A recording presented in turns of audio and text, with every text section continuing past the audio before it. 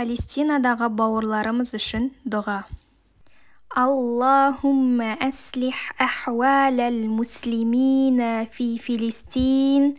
Аллахумма аслих ахвалал муслимина фи Филистина ва фи кулли макан я зал джалали вал икрам. اللهم أصلح أحوال المسلمين في فلسطين.